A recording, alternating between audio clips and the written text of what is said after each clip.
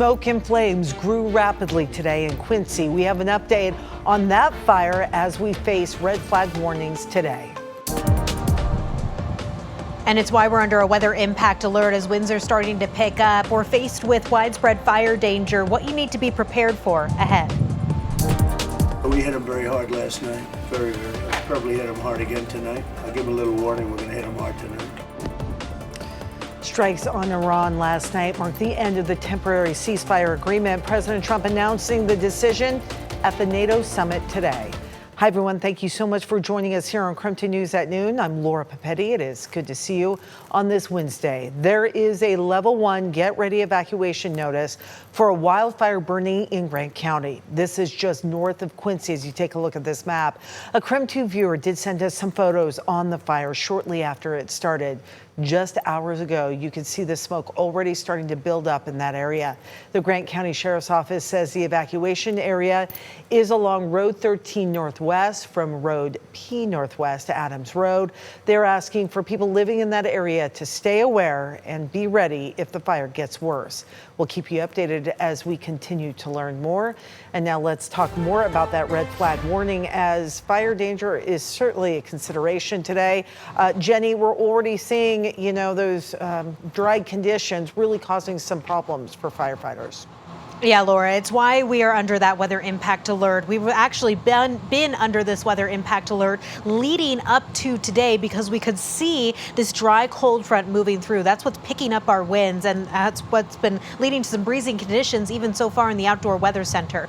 So we're under this weather impact alert for the day today, dry and gusty through this afternoon, triggering those red flag warnings that are spanning from central Washington through eastern Washington, including the Spokane County area. Wind gusts are going to be near 35 miles per hour, and relative humidity continuing to drop to about 12%, which is very, very dry. Let's take a look at some of the current conditions that we are facing because, yes, we did see that new fire start out in Grant County. Our current wind speeds have been varying from about 15 to 25 miles per hour from the west-southwest. As far as our wind gusts goes, this is a look at some of the peak wind gusts that have been recorded within the last about 6 hours, and gusts have been near about 35 miles per hour out in Wenatchee. Of course, we're still waiting for more updated information to come through, but it's noticeably breezy out there. You might even be able to hear it on the microphone as I'm out here in the Outdoor Weather Center. Relative humidity, this is another factor that we consider when it comes to elevated fire danger. Anything below 30% is considered dry, and already right now in the Spokane area, we're at a level of 21%, even seeing 20% out in Moses Lake, and these relative humidity numbers are expected to continue to plummet through the rest of this afternoon. Right now, temperatures are warm. We're already at 80 degrees in the Spokane area. The sun is shining. It's very summer-like, but the warmer temperatures that are on the way for the rest of this afternoon, that's what I'm detailing out, as well as how this cold front continues to impact us in my extended forecast. Laura.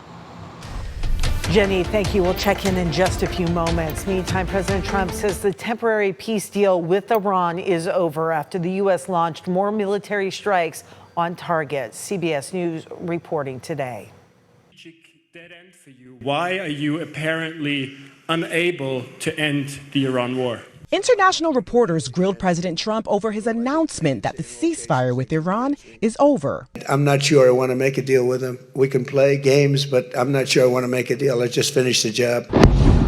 The U.S. launched more than 80 attacks on Iranian targets overnight, and Iranian state TV says at least 8 military members were killed in the strikes. President Trump says the U.S. military was responding to Iran attacking oil tankers in the Strait of Hormuz. They hit a couple of ships, and so we hit them much harder. When they hit, we hit 10 times harder. Iran retaliated with attacks on U.S. military facilities in Bahrain and Kuwait, and warned U.S. allies in the Middle East it would attack their oil and gas facilities as well.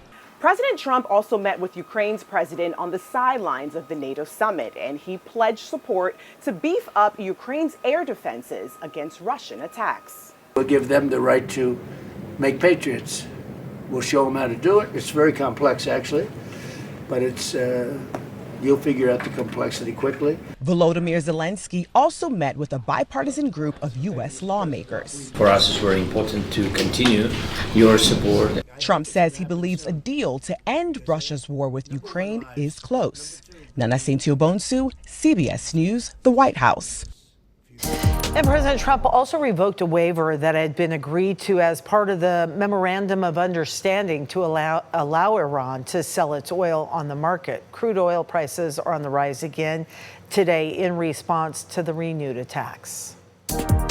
And when oil prices go up, well, gas prices do as well. So right now, Washington state legislators are asking Governor Bob Ferguson to lower gas prices by pausing the gas tax. In a letter to the governor, they claim that the cap and trade carbon tax and the low carbon fuel standard program is adding about 60 cents to the cost of every gallon of gas. So here's a look at those gas prices today. AAA reporting that Washington state is sitting at $5, down 12 cents from last week. Spokane is at $4.48, Idaho at $4 a gallon, Coeur d'Alene sitting at $3.89. Progressed so rapidly that it created a firestorm. So that is how fire officials describe the deadly Chelan Hills fire. More than 24 homes and about 100 structures have burned near Lake Chelan. One person also has died. The fire is now at 50% contained. It started on the 4th of July. The Grant County Sheriff's Office thinks it may have been caused by fireworks. However, they are still investigating. And today, officers arrested someone on suspicion of arson. This is for a fire in Clarkston that destroyed 3 homes. Fire crews responded to reports of a fire at about 6 o'clock last night. Officers say a home was on fire and the flames were spreading to neighboring homes. The fire also destroyed 2 vehicles and damaged a nearby barn. The American Red Cross helped the 3 displaced families, and firefighters say luckily no one was hurt. And the city of Cheney still under water restrictions. We know what caused the well malfunction and how long it could take to fix. We'll be sharing that coming up on KREM 2 News at noon.